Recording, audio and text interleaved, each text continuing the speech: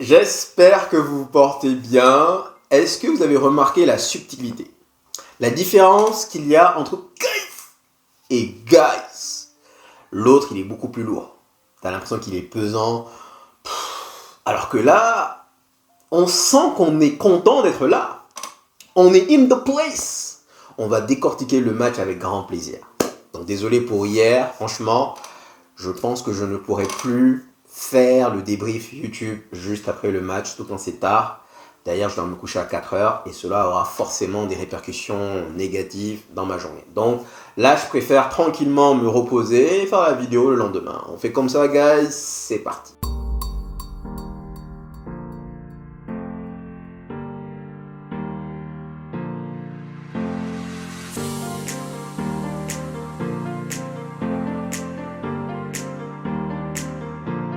Guys, vous l'aurez donc remarqué, nous sommes de très bonne humeur dans le sens où Manchester United vient de coller 5 buts à Leicester hier à Old Trafford pour le compte du 4e tour de la Carabao Cup.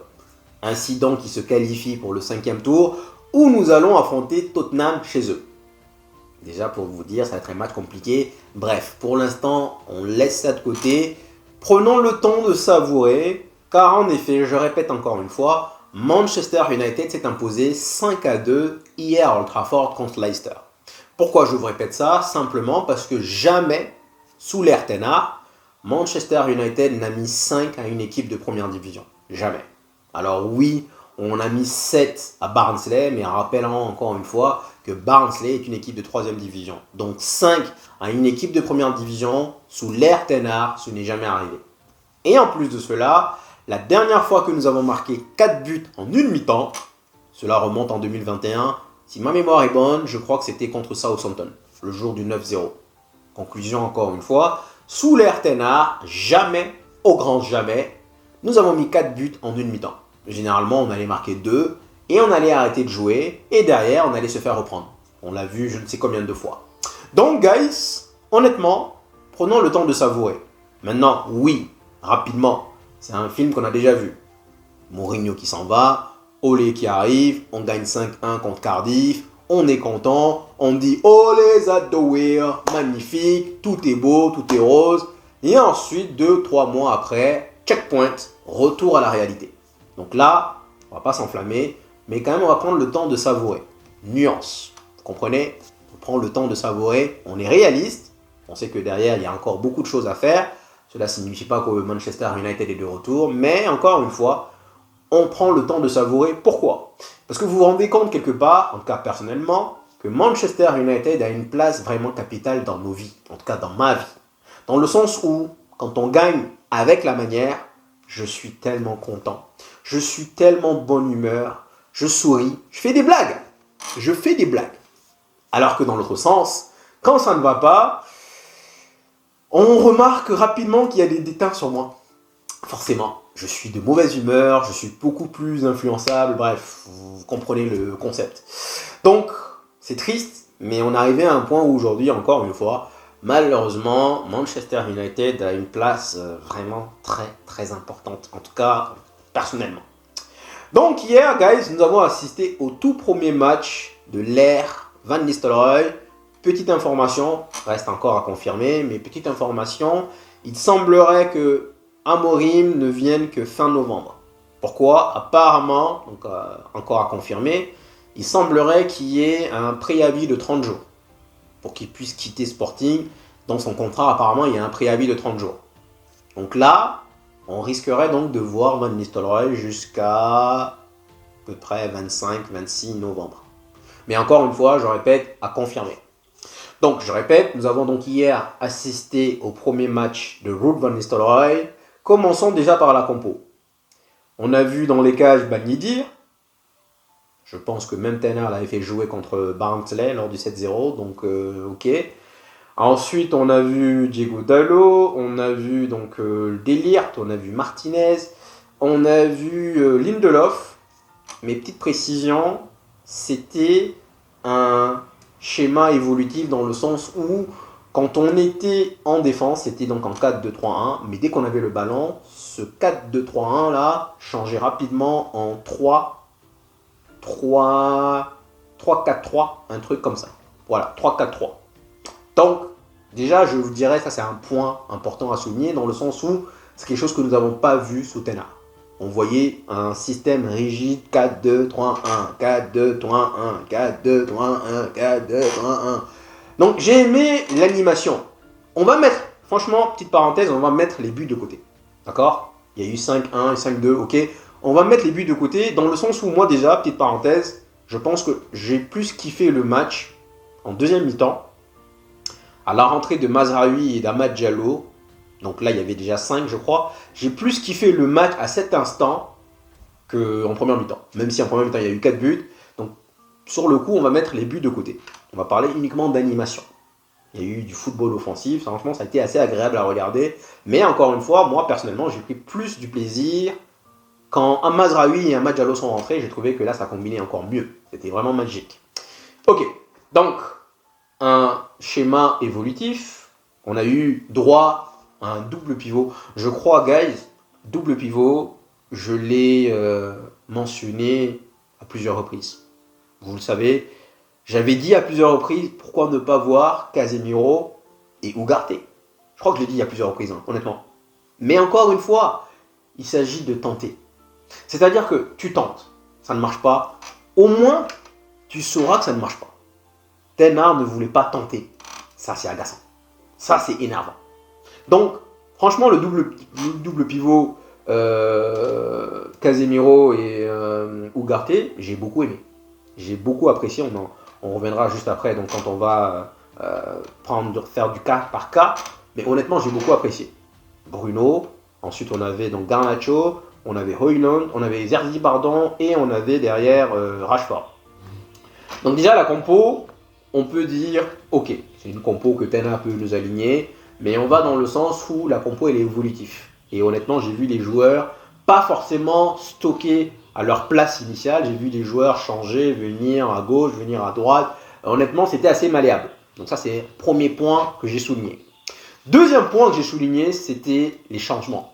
Tous les changements de Ruud van Nistelrooy, pour moi, ils étaient spot-on. Ils étaient dans le bon temps, dans le sens où il fallait faire opposer les défenseurs centraux, il fallait sortir Garnacho, il fallait sortir Rashford qui n'était pas bon. Tous les ajustements qu'il a apportés, j'ai trouvé que ce sont des ajustements. Ce n'étaient pas des changements poste pour poste, parce que Ten Hag, il avait l'habitude de nous faire tiens, allez, Højlund, tu sors, Zerzi, tu rentres. Et honnêtement, on va encore y arriver, mais j'ai déjà apprécié ça. Deuxième point. Ensuite, le match en lui-même. On a mis 20 minutes, dans le sens où je pense que l'ombre de Ten Hag planait encore ultra fort. Mais au bout de 20 minutes, une fois qu'on a marqué le premier but, cela nous a décomplexés. On a été vraiment libérés, cela nous a fait du bien. Donc on est allé, premier but magnifique de Casemiro. On l'a peut-être enterré un peu trop tôt. On a dit que Casemiro était finito. D'ailleurs, même Jamie Carragher s'est permis de dire lâche le football avant que le football ne te lâche. Honnêtement, hier, Casemiro, il y a encore quelques petites lacunes en termes défensivement parlant. Mais hier, il fait un match correct. Je lui noterais entre 7,5 voire 8, honnêtement. J'hésite entre lui et Ugarte. À première vue, j'allais donner mon nombre du match à Ugarte, mais franchement, en y réfléchissant, peut-être que c'est Casemiro. Donc premier but, franchement, magnifique. Pleine lucarne, dans le sens où derrière, voilà, Bruno qui fait une feinte, qui laisse le ballon passer, Casemiro qui contrôle, lucarne. Spectaculaire. Deuxième but, ce que j'ai aimé encore une fois, avant que cela arrive à Diego Dalot, c'est Casemiro qui lance la balle dans le bon tempo. Diego Dalot, j'ai beaucoup aimé aussi la transversale. Ce sont des passes qui cassent. Je kiffe ces genres de passes. Et donc, le but de Garnacho, il est beau, mais dans le sens où ce que j'ai aimé, c'est la trajectoire du ballon. Vous avez vu où c'est rentré? C'est rentré en haut. T'as l'impression que le mec il était en colère, il était frustré de ne pas marquer. Il est venu, bam!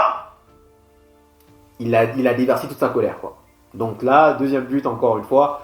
Troisième but, on prend un but. D'abord il y a 2-1.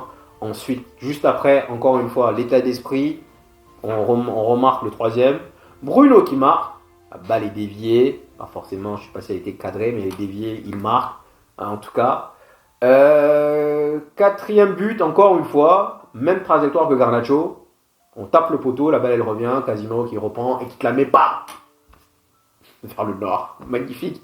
Et encore, cinquième but du Bruno. Ça, j'ai beaucoup apprécié. Dans le sens où on voyait généralement nos attaquants, donc que ce soit Bruno, Garnacho, Rashford, quand ils arrivaient, ils ne levaient pas la tête, c'est bam. J'ai aimé le fait qu'ils prennent le temps de contourner le gardien tranquillement, sans se précipiter, et venir, boum. Cela frôle l'humiliation, mais je respecte et je kiffe ça. Donc très beau but de Bruno Fernandes. Très grand match d'ailleurs de Bruno Fernandes. On va y revenir juste après. Donc, les choses que j'ai aimées, honnêtement, déjà donc la compo, du fait qu'elle soit assez flexible, assez vraiment versatile. Premier point, les changements. Pena, je ne sais pas combien de fois vous avez remarqué, je ne sais pas s'il le sait, dans son inconscient, dans son subconscient, il a droit à 5 changements. Ok? On le sait tous, hein, il y a 5 changements. Mais le nombre de fois que Tena est arrivé en ne faisant que 2 changements, tout simplement parce qu'il n'y avait que des jeunes sur le banc, il allait venir nous dire, ouais, regardez ce qu'on a. Mais je suis désolé, même si c'est un jeune, c'est quand même un joueur. Quel manque de respect. Quel manque de respect. Donc déjà, le fait qu'il aille au bout de ces 5 changements, merci. En plus, le fait de nous mettre Whitley, merci encore une fois. On peut poser la question légitimement, est-ce que réellement, si Ten était là, est-ce qu'il allait déjà aller au bout de ces 5 changements? Parce que régulièrement, il ne fait que 2, voire 3 quand on est chanceux. Et est-ce qu'il allait mettre Whitley? Et également, il faut regarder le banc, il y avait Hamas. Est-ce que Hamas était sur le banc régulièrement? Est-ce que Hamas a été sur le banc une seule fois cette saison? Je suis en train de me poser la question. Honnêtement, je ne sais pas. J'essaie de comprendre. Il y en avait un autre apparemment qui est assez vraiment bon. Je ne le connais pas. M. Karl me l'a présenté. Mais en tout cas, il n'y avait pas de Collier. Vous vous rappelez de Collier? Le petit frère de McTominay. Il n'était pas sur le banc. Pourquoi il n'est pas sur le banc? Parce que c'est un tocard. C'est un tocard. Un tocard. Il n'y a pas de Collier. Tena, il veut nous faire croire que c'est un Spider-Man. Et c'est un tocard. Mais comme il ne veut pas avoir tort, il veut nous montrer que parce qu'il allait lui parler, il veut nous faire croire que c'est un bon joueur. C'est le petit frère de McTominay. Hier, pendant le live sur Facebook, on me dit est-ce que McTominay devait partir? Il devait partir tous les jours. Guys, arrêtez de... Voilà. J'ai fait la comparaison. McTominay, Collier, pour moi, ce sont les mêmes types de joueurs que les 2 attaquants que Burnley avait avant. Chris Wood, je crois, et bam, un truc comme ça. Les 2 costauds là qui marquaient que des buts, mais ce sont des piètres footballeurs. Moi, ce genre de gars, j'en veux pas. Merci, au revoir. Donc, il n'y avait pas de Collier. Donc, déjà, j'ai apprécié le banc. J'ai apprécié le match en lui-même. J'ai apprécié les changements. Et j'ai trouvé que les changements, ils étaient bien trouvés dans le sens où Rashford n'a pas fait un grand match. Et je ne pense pas qu'on ait vu, en tout cas moi personnellement, je n'ai pas vu de Zerzi, Højlund aligné. Et pourquoi je vous dis que moi, ma meilleure partie que j'ai aimée, c'est quand Rashford et Garnacho sont sortis. C'est bizarre à dire, mais c'est la meilleure partie du match pour moi. Quand Rashford et Garnacho sont sortis, où on a eu Ahmad à droite, on a décalé Bruno à gauche, on a eu Zerzi en 10. Zerzi en 10. Oh là là. Cette partie-là, elle était tellement belle. C'était fluide. Franchement, ça combinait bien. Il n'y avait pas de bam. Franchement, cette partie-là, il n'y a pas eu de but. Hein. C'est ça le plus drôle dans cette histoire. C'est ça que moi je vous dis, moi je suis au-delà des buts. Moi en réalité, je suis au-delà des buts. Mais encore une fois, je répète, il y avait déjà 5-0. Il y avait déjà 5-2, pardon. Il n'y avait plus de buts. Mais en termes de football, en termes de joie, en termes d'émotion, ce laps de temps là où on avait Zerzi en 10, Ahmad à droite, Bruno à gauche et Højlund en pointe, c'est le moment où j'ai pris le plus de kiff. C'est bizarre à comprendre, mais moi honnêtement, dans le jeu, dans le truc, c'est le moment où j'ai pris le plus de kiff. La vérité, franchement. Donc j'ai aimé ça, j'ai aimé que derrière Whitley, donc le fait de voir Zerzi en 10, Højlund en 9. J'ai aimé également le fait que Whitley soit rentré derrière. Donc là, on a encore changé de formation. Tactiquement, c'est-à-dire que je crois que hier, je ne suis pas sûr, mais je pense qu'on est passé de 4-2-3-1. Donc défensivement, c'était 3-4-3. Offensivement, pardon, c'est 3-4-3. On est passé également en fin de match, quand Zerzi est sorti, on est passé à 2 attaquants. On a encore changé de système. Ça, ce n'est jamais arrivé sur Ten Hag. C'est 4-2-3-1, 4-2-3-1, 4-2-3-1, 4-2-3-1, 4-2-3-1. Donc voilà toutes les choses que j'ai appréciées en nom de Van Nistelrooy et également, bien sûr, sa prestance. Vous voyez, la prestance qu'il dégageait sur le banc. Sa façon de célébrer les buts, son sourire. C'est vrai que Ten Hag aussi célébrait, mais je vous dirais que, je ne sais pas comment l'expliquer, je vais vous faire une espèce de comparaison. Il y a eu un match sous Van Gaal où il y a eu un but, par exemple, tout le monde s'est levé, Van Gaal il est là, oh, il a mis 10 ans avant de se réveiller. En gros, je trouvais que c'était assez fade. Ten Hag et Van Gaal assez fade sur le banc. Ils étaient là en mode amorphe. Ouais, de temps en temps, ils lèvent le main. Mais je trouvais que Wout Van Nistelrooy, il a montré beaucoup de passion. Et petite parenthèse, on va revenir rapidement sur la lettre qu'il a rédigée en disant que, écoutez, il n'est pas content du fait que Ten Hag soit parti. Il n'est pas content également des résultats. Et qu'il va tout faire aujourd'hui pour remettre Manchester United à sa place. Moi, quelque part, avant tout, j'avais pensé que derrière, il allait se dire, bon, ben écoutez, vous ne me donnez pas le poste, moi je me bats. Non, apparemment, il serait ravi de rester.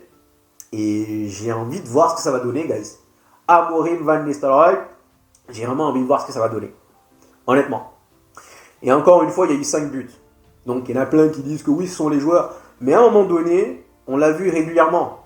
Chelsea n'a pas peur de le faire. Ça passe, ok. Mais à un moment donné, quand j'ai revu l'action de Dalot contre West Ham, quand il doit mettre ça et que derrière il n'arrive pas à mettre ça, c'est que derrière, l'huile ne passe plus. L'huile du moteur que vous mettez dans la voiture ne circule plus dans le moteur. Il faut faire sauter le coach. Pas le choix. Pas le choix. Donc voici les points importants, honnêtement, que j'ai aimés. Et un autre point aussi que je vais souligner, c'est le pressing. Est-ce que vous avez vu la manière, surtout je crois en deuxième mi-temps, où on récupérait le ballon mais très tôt, très vite sur le terrain. Leicester était étouffé. On les a littéralement étouffés. On a eu à un moment donné, je crois, vers la 75e minute, autour de la 75e minute, où on a eu 1, 2, 3, 4 occasions qui se sont succédées. Pourquoi ? Parce que on prend le ballon rapidement, on récupère le ballon, on repart.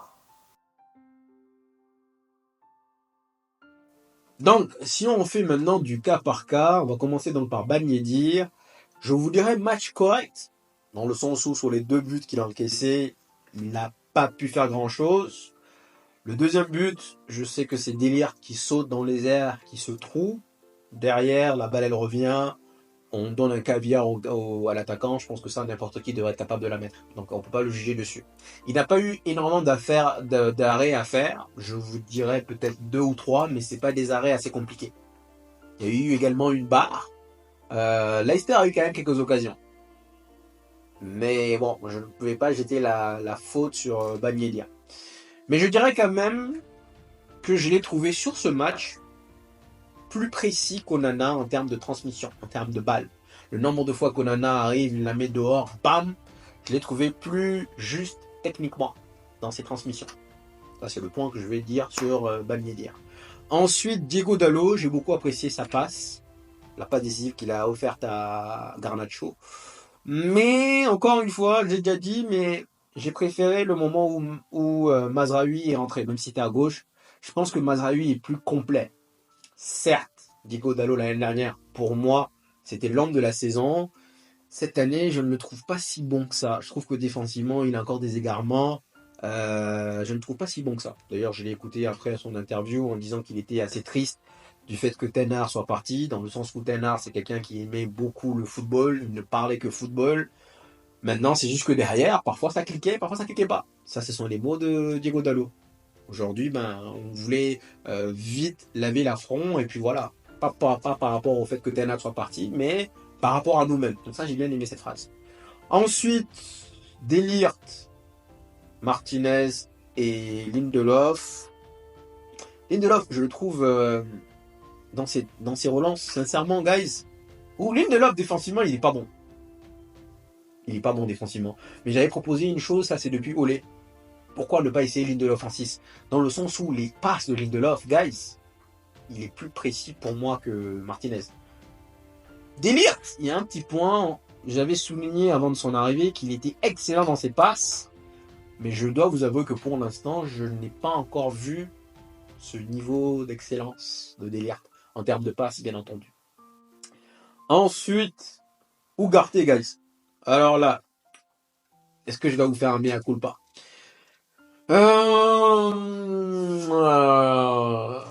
Dans le sens où franchement j'ai énormément aimé son match. Je trouvais qu'il a été partout. Est-ce que je dois faire un mea culpa? Je dirais que c'est encore trop tôt. Mais en tout cas, pour moi, à la base, c'était mon homme du match. Dans le sens où il a récupéré énormément de ballons. Il est allé, il était partout. Et franchement, j'ai beaucoup aimé son agressivité. Et ce que j'ai aimé, en fait, si vous voulez, dans le 3-4-3, le 6 n'a pas besoin en réalité de progresser avec le ballon. Tout ce que le 6 doit faire, ça je l'ai vu donc chez Statman Dave, qui expliquait magnifiquement que derrière, dans le système 3-4-3, le 6, tout ce qu'il doit faire, c'est récupérer le ballon. Souvenez-vous, je pense que Kanté y a joué dans ce système avec Leicester.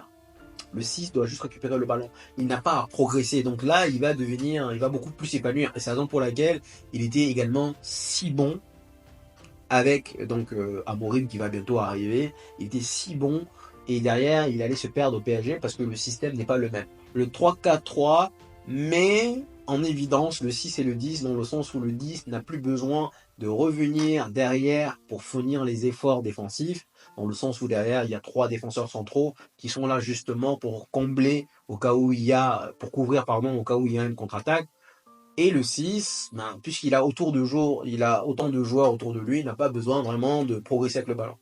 Il y a un autre point que j'ai oublié, que j'ai bien aimé également, c'est la shape défensif. Comment on dit shape déjà en français? Le mot m'échappe. La shape veut dire la structure, ouais, c'est ça. La structure défensive que nous avions pendant le match. Sous Olé également, on avait 6 joueurs devant. Donc sur une passe, on élimine les 6 joueurs. Le 6, Casemiro ou Ugarte ou tout ce que vous voulez, Eriksen était livré à lui-même. Donc il y avait un trou béant entre les 6 joueurs et le 6. Et encore une fois, un autre trou béant entre le 6 et les défenseurs. Donc une passe, 2 passes, taïok, on arrive au gardien. Donc j'ai bien aimé la shape défensive également. Casemiro, honnêtement, tel un phénix, peut-être encore une fois qu'on l'a enterré trop tôt. J'ai beaucoup aimé son match. J'ai beaucoup apprécié son but. La passe qu'il fait à Dalot, donc l'avant-dernière passe sur le but de Garnacho, honnêtement, 2 buts, doublés, mais pas que. Je pense que son association, et ça je l'avais déjà dit guys, hein, vous savez que je l'ai dit, son association avec Ugarte, dans le sens où elle est complémentaire. Casemiro n'a pas les jambes, on le sait tous. Il ne peut pas venir faire les faux, il peut pas faire ça. Mais Ugarte va couvrir ça. Et donc les lacunes de Ugarte en termes de je donne le ballon en mode 8, ils se complètent.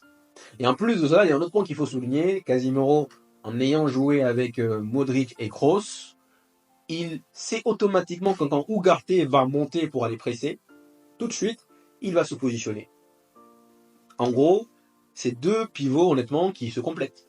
Je l'avais déjà souligné, je crois. Pardon. Donc, bon match de Casemiro, j'avais déjà donné hier dans le live, j'avais dit que mon homme du match c'était Ugarte, mais finalement je pense que je le donne à Casemiro. Mais n'empêche que Ugarte a été excellent également. Bruno Fernandes, j'ai aimé également. Dans le sens où, guys, il n'y a pas eu de bam, bam, bam, bam. En réalité, j'ai beau le critiquer, vous êtes nombreux à me dire que oui, c'est pas forcément comme ça qu'il joue avec le Portugal. Et honnêtement, ça m'exaspérait. Mais par contre, regardez bien. À 2 reprises, il prend la balle et il veut faire bam. Et là, t'as l'impression qu'il se rétracte. Comme s'il avait eu pour consigne de ne pas faire de pas. À 2 reprises, hein, je le vois, il prend la balle, il veut faire bam. Et là, il se rétracte et puis il fait une passe sur le côté. Donc, j'ai beaucoup aimé le match de Bruno également. Mais encore une fois, j'ai plus aimé son match quand il est passé à gauche. Où il a joué simple. Où derrière, il n'y a pas de bam. Où il a fait des remises, il a beaucoup cassé le jeu en mode quand il y avait 2-3 personnes qui venaient sur lui, il fait une passe vraiment transversale. Ce genre de passes là, elles sont magnifiques dans le sens où tu as 3 joueurs, tu attires 3 joueurs et derrière tu fais une passe et derrière les 3 joueurs sont tout de suite éliminés. Celui qui récupère le ballon, Zerzi en l'occurrence, tout ce qu'il a à faire c'est décaler à droite Et ça, on a vu cette situation-là 2-3 fois, là. Donc, bon match également de Bruno Fernandes. Donc, juste pour dire, petite parenthèse, Ugarte, j'ai dit que c'était un tocard. Oui, je sais que je l'ai dit. Mais il peut devenir un tueur. Je serais ravi, guys. Je serais ravi de tourner ma casquette. Sans gêne, honnêtement. Bruno, je l'ai critiqué également. Je serais ravi, encore une fois, de tourner ma casquette. Je serais ravi de venir vous dire, je suis bon. Enfin, il est bon. Je suis bon. Alors. Donc, bon match de Bruno. Zerzi, je l'ai trouvé très moyen. Très moyen. Zerzi. Juste... mais, je l'ai trouvé plutôt moins bon, on va dire, quand des joueurs techniques sont rentrés. Quand Ahmad et Mazraoui sont rentrés, j'ai trouvé le peu de temps qu'il a joué en 10 et avec Højlund en 9, j'ai beaucoup apprécié, honnêtement. Rashford, pas aimé du tout. Garnacho, il marque, mais encore une fois, les deux joueurs là, certes, ils sont rapides, mais pour moi, ils sont pas techniques. Et pour regarder un joueur technique, regardez comment la balle lui colle au pied. Regardez comment il court avec le ballon. Ensuite, Højlund, bon, qui est rentré après. Donc, voilà grosso modo mon analyse du match.